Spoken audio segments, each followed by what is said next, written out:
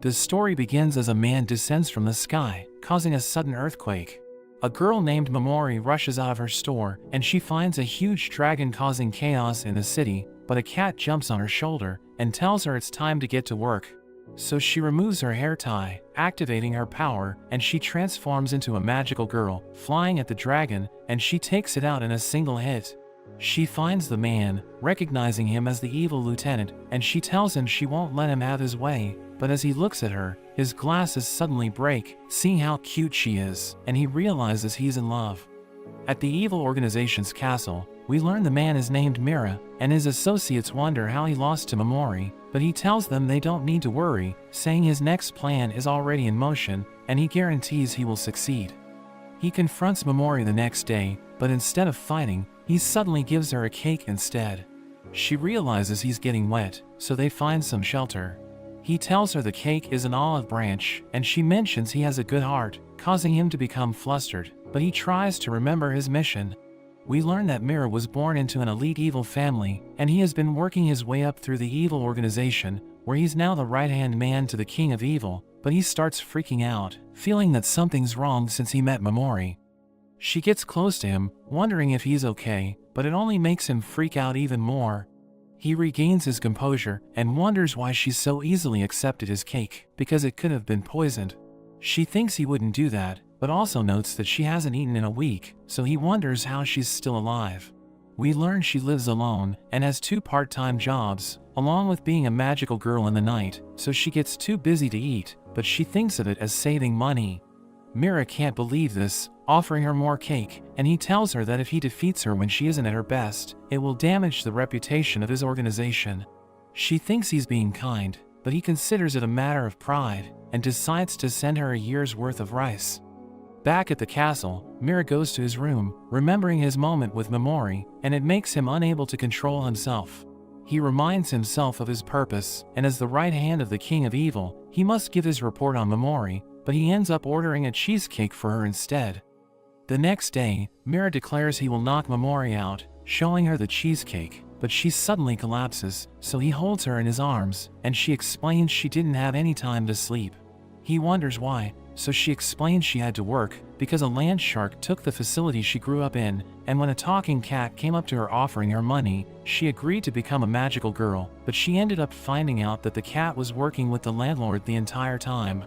Mira tells her she should leave her job, since she doesn't really want to fight, but she thinks someone needs to save the city, and it also lets her see him from time to time. He loses it hearing this, and tells her it's not fair since she's too cute, ready to give her his credit card. She apologizes for getting him worked up, and he tells her to seriously consider quitting, because he doesn't want to be forced to kill her. Back at the castle, Mira wonders if Momori is toying with him, and he refuses to be manipulated, reminding himself that he's evil, but he ends up ordering a fruit tart for her instead. He searches for Momori online, and discovers that there isn't much information about her. A servant suddenly arrives with tea, offering to help him defeat her, but he mentions it's his responsibility to knock her out, saying she belongs to him. He buys a limited edition pudding for Momori, and he meets her, but she apologizes for being late. She tells him she was busy, and starts eating the pudding, as he gets lost in her cuteness. He asks her about the number of jobs she has, so she starts counting on her fingers, but can't figure out the exact number, saying most of her jobs are one-time gigs. He wonders if it's difficult to work in a convenience store, so she explains it can be difficult to deal with the customers. He tells her to show him what she means, so she asks him if he would like his bento to be warmed up, but he accidentally breaks his teapot as he gets overwhelmed by her cuteness. She realizes she's still in her work uniform, and he tells her to wear a formidable outfit whenever she meets him, reminding her that they're enemies. So she transforms into her magical girl outfit, and he finds her extremely cute, wondering if she can transform again. He takes his tea, but she notices his sleeve is burnt and offers to repair it for him, but he breaks his teacup, thinking they're like a married couple.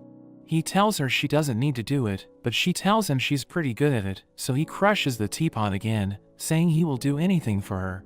She starts mending his sleeve, as she reveals that she used to repair all of her clothes, and he invites her to go shopping, thinking she needs more clothes. She reveals that the cat who turns her into the magical girl takes all the money she earns, saying he manages her assets and finds job opportunities for her. She adds that he made business cards so that it would be easier for her to find jobs. She gives Mira one of her cards. He realizes she's advertising giving massages, so he tells her to destroy it. He realizes that she's called Glass Happiness, and she tells him she was given that name, saying it means happiness can be as fragile as glass. She finishes mending his shirt and thanks him for his kindness, saying it makes her think being a magical girl isn't too difficult, but he lies again, saying everything he does is a matter of pride. Mira returns to the castle as we learn that he's famous for his cruelty and lack of emotions, but his subordinates wonder why he has a flower stitched to his sleeves. So they start gossiping, but he turns around, making them all silent and afraid, but he realizes he's setting a bad example for them. So the next day, Mira decides to attack the city with slimes, but he sees a video where Momori is being assaulted by the slimes, and she appears to be struggling, so he becomes angry, and he burns all of them with a massive fireball. He carries her in his arms, taking her to a safe place. When he sees her crying, he can't help but lose control, and he covers her with his jacket. He tells her to go home, but she mentions that his jacket is warm and huge, making him freak out, and he squeezes slimes to calm himself down. He takes her home, but he wonders why she let him know her address, thinking she's being careless. But she thanks him for his kindness, giving him her name, and they both say goodbye to each other, hoping they will meet again. After that, Mira notes that he finally knows Momori's name and address, and he thinks about sending the information to the higher-ups so that they can get rid of her. But his servant suddenly interrupts him, and he decides not to do it. Mira's companion questions him for showing no progress in defeating his enemy, but he explains that everything is going according to the plan, so they should stop worrying. He suddenly gets a phone call, so he excuses himself, as his companions think he can never be controlled by his emotions, because he's incredibly ruthless, but it turns out he ordered a special steak for Momori. Mira gives Momori a bouquet, and she also gives him a flower she made, as she mentions she's been making fake flowers recently, but he thinks she works too much, so he tells her to take care of herself. She stares at him, thinking he's so kind, and she can't believe he's part of an evil empire, but this makes him shiver, and she doesn't understand why he looks so nervous. After that, the cat tells Momori to bring him beer, and she notices the laptop screen displaying her video, where she was attacked by slimes, and he plans to sell it, knowing people are willing to pay a fortune just to watch it. Meanwhile, Mira is at a nightclub, because his companions asked him to join them, and he already regrets going there, but Momori suddenly approaches him, introducing herself as an employee. He's shocked to see her there, and he becomes defensive, saying he wasn't the one who wanted to go there.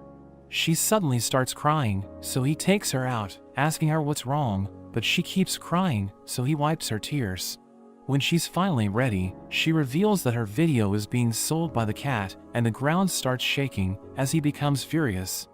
Mira confronts the cat, telling him he's taking advantage of her, but he explains that he's just a guide, saying she belongs to him, so he can do whatever he wants with her.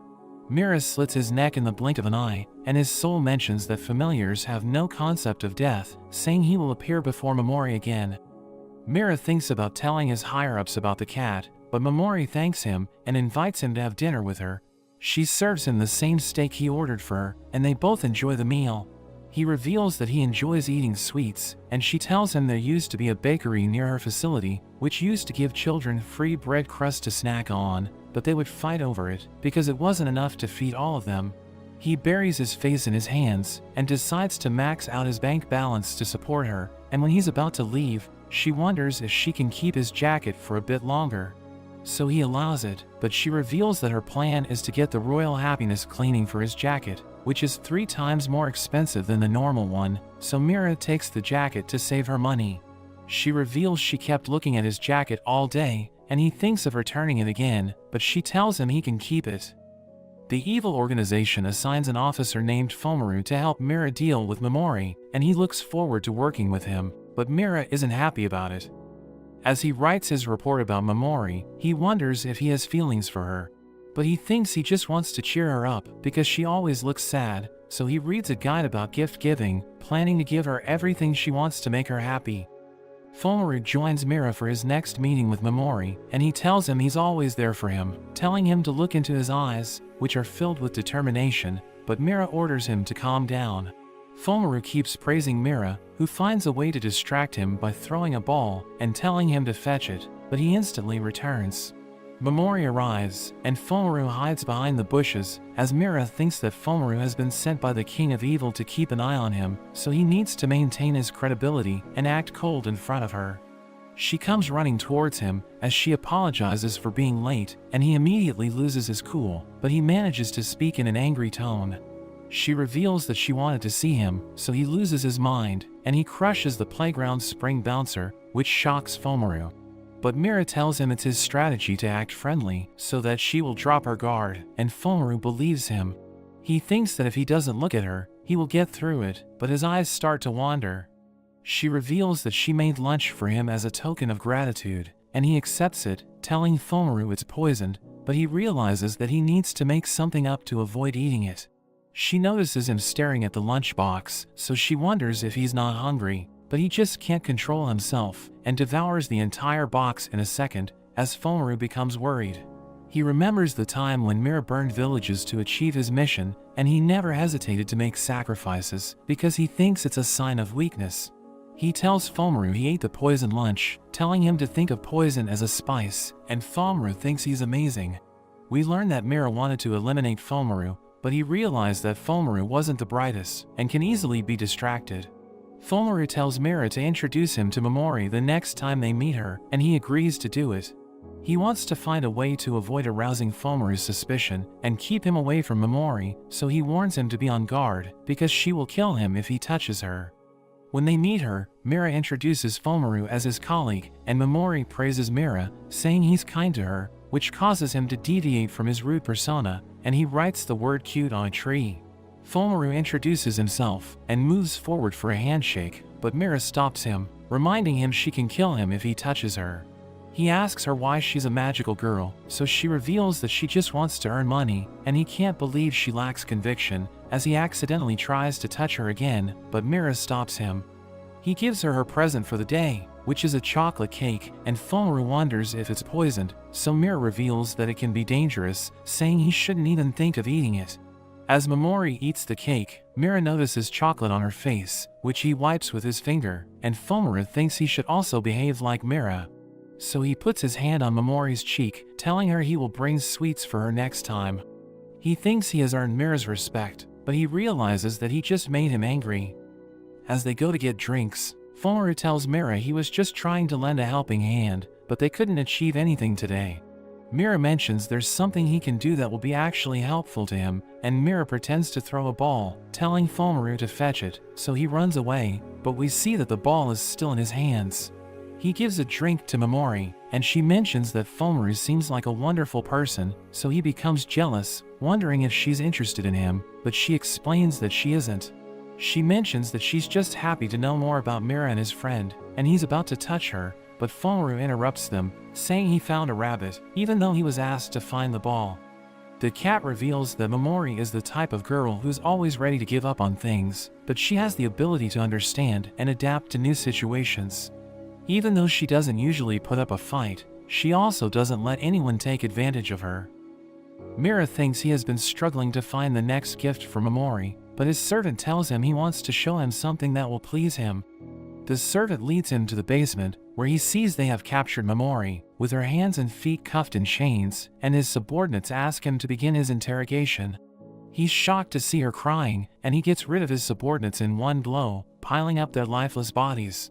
He pretends to begin his interrogation, because he has noticed a camera recording them, and he starts thinking how he can find a safe route to help her escape. As he looks at her, he's overwhelmed by how cute she looks, and slams his head against the wall, but she starts trembling, and mentions that she needs to use the restroom. But he tells her she needs to hold it, saying he will find a way to help her escape, but she wonders if it will cause any danger to him. He explains that it doesn't matter, saying he won't let her get interrogated, but she mentions that he has already saved her several times, so he can do whatever he wants. This statement sparks a strong reaction in him, which makes it difficult for him to keep his cool, while she keeps asking him if she can use the restroom. He realizes that she has no desire to escape, and he knows that there are cameras in the room, but he seems to enjoy himself. Fumaru suddenly arrives with a watermelon, saying he found the ball, and Mira becomes hopeful, thinking he can help her escape, but he's shocked seeing her tied up. He apologizes for entering without knocking on the door, and tells Mira to continue with what he's doing, saying he won't disturb them again. He leaves, and Mira is disappointed, but he thinks about tricking the others by turning off the cameras, making them hear the sounds she lets out when he tickles her. He tells her to bear it a little longer and pretend to faint so he can untie her. She wonders why he's helping her, and he notes that he didn't like the way she gave up on struggling to escape from the beginning, and we learn she has never been expressive since she was young. We go back to her childhood in her facility, when she's left alone, and she pretends to be okay with it, but she's actually scared, since she can't say what she wants. She opens her eyes, and finds herself in her home, as Mira reveals that she passed out while she was being tickled. He knows she did what he asked her to, but he's upset, because she didn't say a word before falling unconscious. She tells him she thought she could handle it, but he walks towards the door, saying he needs to deal with a lot because of what happened. He tells her that if something else happens, he won't protect her, and she apologizes to him, saying she will be more ready next time. But he yells at her, because she doesn't get his point, and the thunder along with his voice scares her, so she starts crying. He lowers his voice, asking her if she really wants him to leave, and she begs him to stay with her, so he smiles, and he sits with her, but he tells her they're still enemies. We see a bird familiar talking to the cat, telling him Momori is a failure, and he mentions that the girl he's guiding is going to become the new magical girl. The new girl named Hibana seems to be extremely aggressive, and like the complete opposite of Momori. She jumps at her familiar, biting his head, as he wonders if her coffee was bitter. We learn she's 15, and loves cute things, but she was surprised when she was told to become a magical girl, so she asked her toys for approval. She reveals that the bird made her a magical girl, and she's grateful to him, but she's embarrassed to be honest about it. She attacks her familiar again, making him bleed through his lips, but he tells her it's time to work. She transforms by pulling her choker, and they both go to a place where Mira's servants are messing with the children. When she arrives, people are surprised to see her, wondering if she's going to use magic. But she snaps her staff in half, and fights with her brass knuckles instead.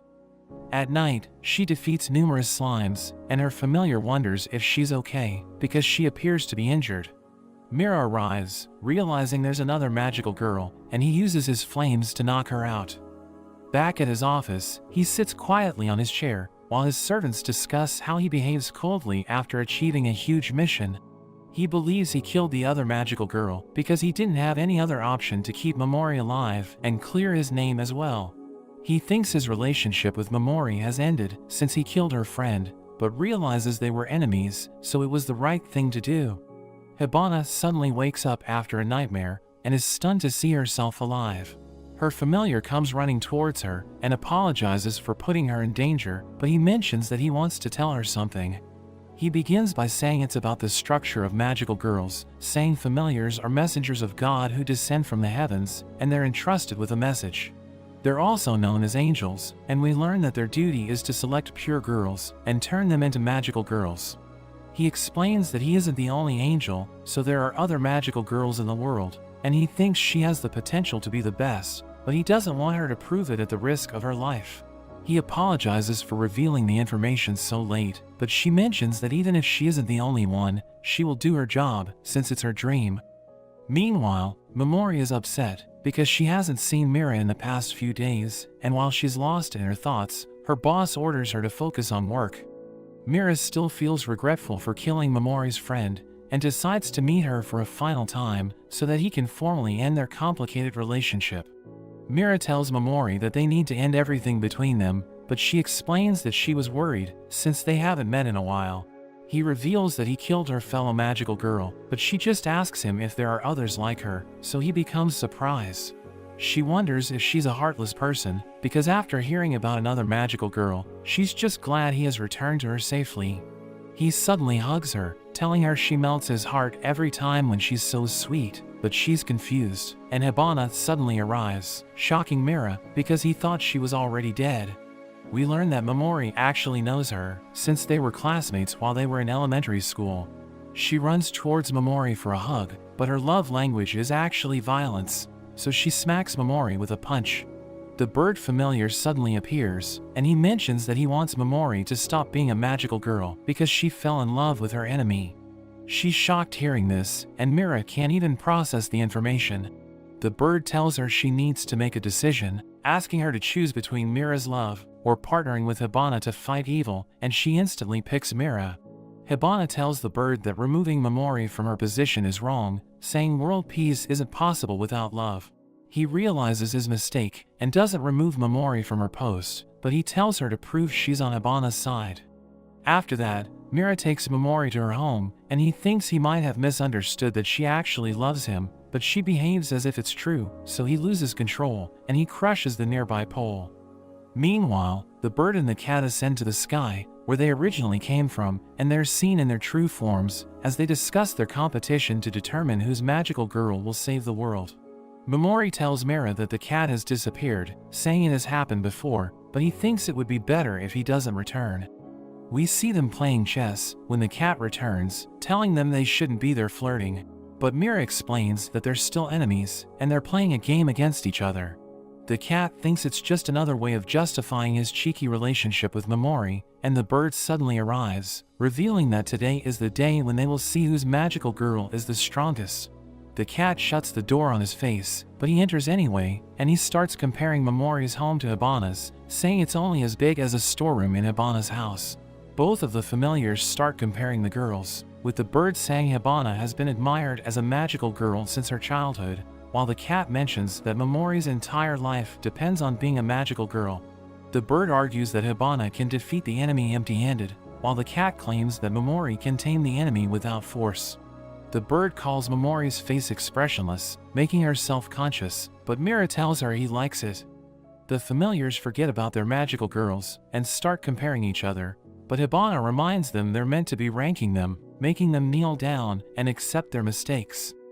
We see Momori doing calculations for the month's expenditure, and the cat presents her with another job offer, where she needs to transport shabu shabu, a Japanese dish, but she isn't allowed to wear underwear while doing it. She wonders what kind of absurd request he just made, but he tries to manipulate her, suggesting it would look odd if she wears underwear while no one else does.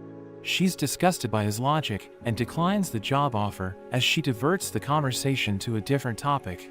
She tells him that most of their money has gone to his social outings, but he explains that it's necessary because it's almost time for Christmas. Meanwhile, Mira is busy selecting Christmas gifts to buy for Momori, and his associates, Alcyone and Spica, join him to discuss gift ideas. Another girl named Bella overhears their conversation, and she becomes hopeful that the gift might be for her.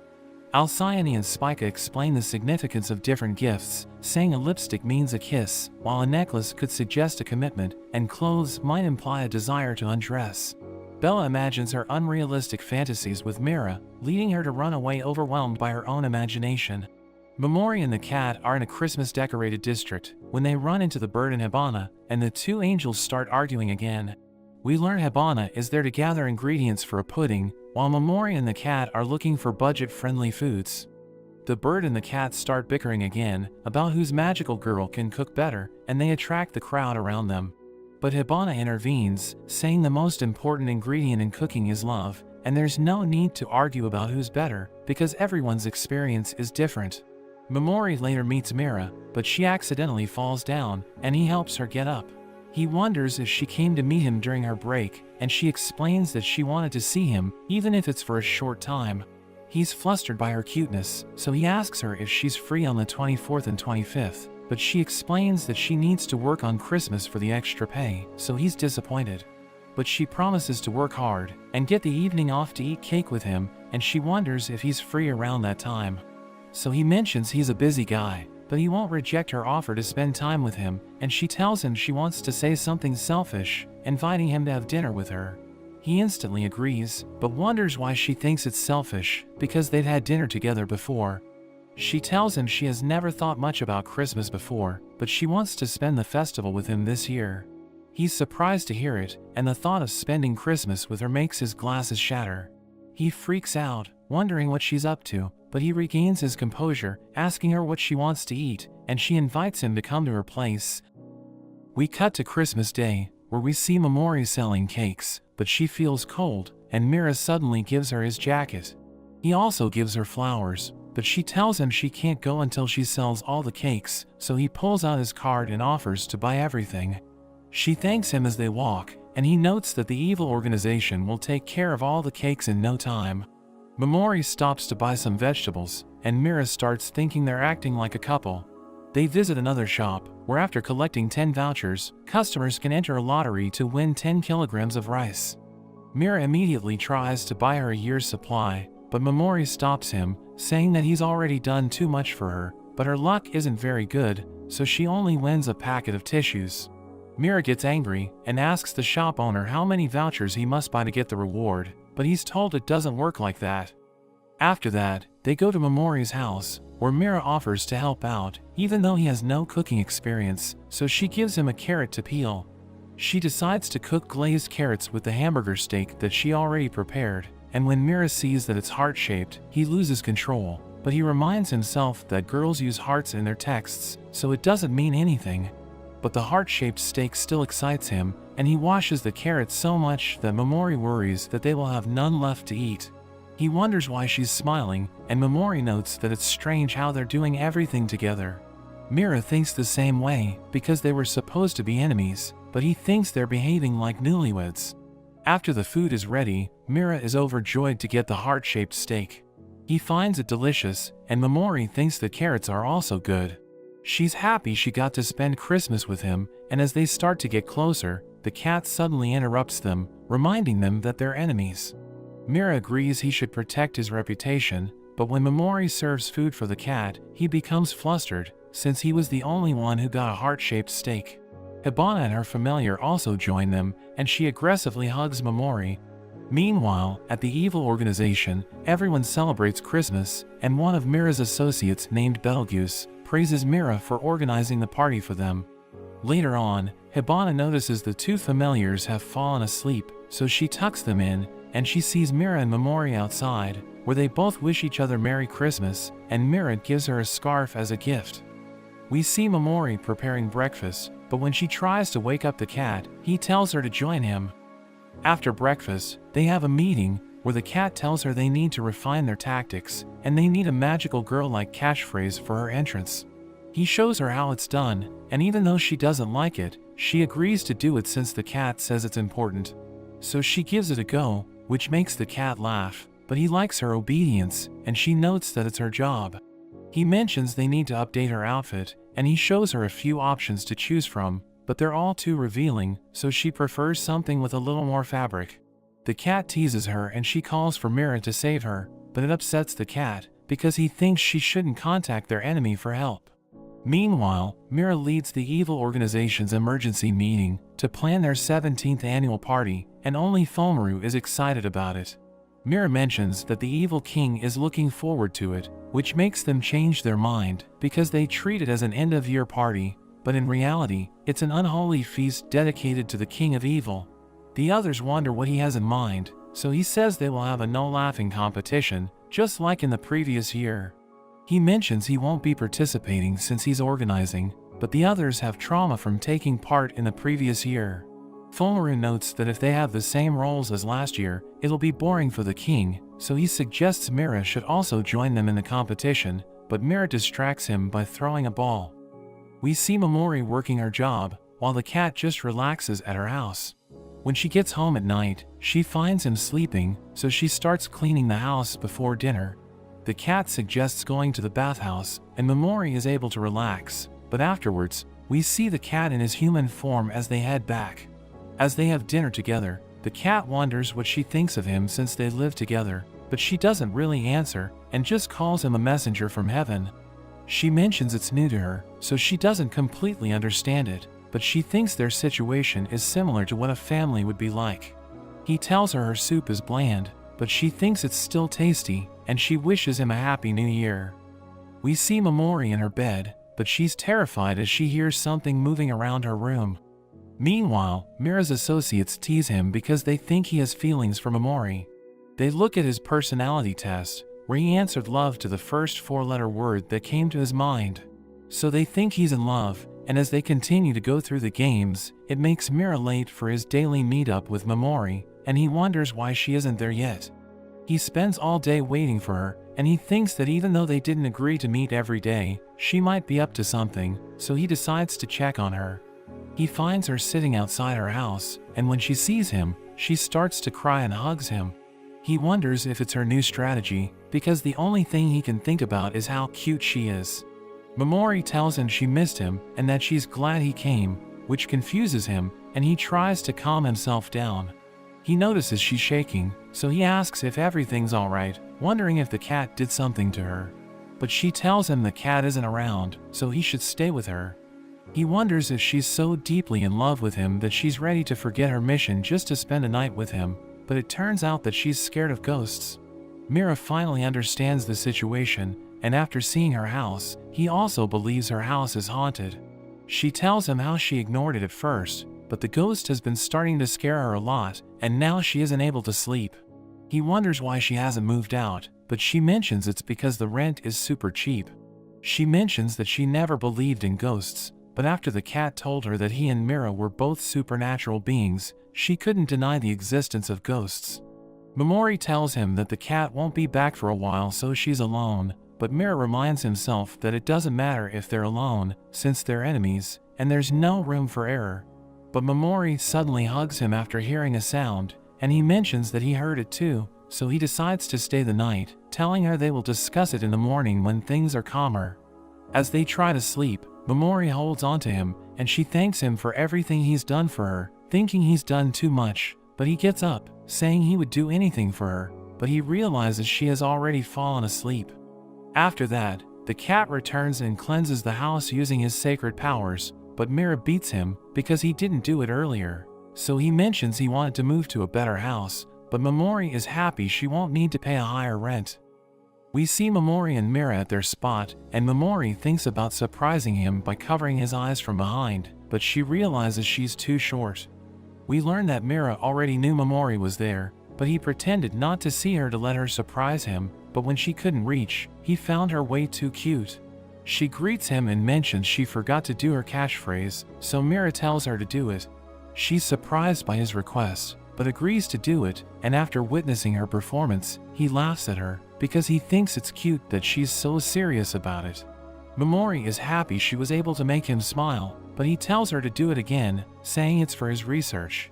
She gets embarrassed after doing it 3 times, and she calls him mean, so he reminds her that he's the ruthless evil lieutenant, but Momori disagrees, because she thinks he's kind even when he's teasing her. Mira wonders what kind of magic she can do, so she tells him about her power happiness, which makes it so that only good things can happen. Mira thinks it's overpowered, but Momori mentions that it only lasts for 9 seconds. She goes on to tell him about her second skill called happiness conversion. We learn it can turn any misfortune into happiness, but it requires Momori to experience misfortune herself, as the cat leaves her with a shady woman. She seems traumatized from her training, but she tries to show Mira her magic, but tells him he needs to do something to make her unhappy. She tells him to hit her, but he can't do it, so he tries pinching her instead, but he just thinks about how soft her cheeks are. He goes on to tickling her, but he stops because he can't handle it. They head back to Momori's place, and she apologizes for not being able to show him her magic. She notes that her magic is triggered by unhappiness, but the comforting touch from his hands fills her with happiness, so it makes it hard for her to demonstrate her powers, and Mira loses it hearing this. She asks to see him again, and they say goodbye, thinking about how even though they are enemies, they're the happiest when they're together. But that's where this video ends. Remember to like and subscribe to the channel. Thanks for watching, and I'll see you next time.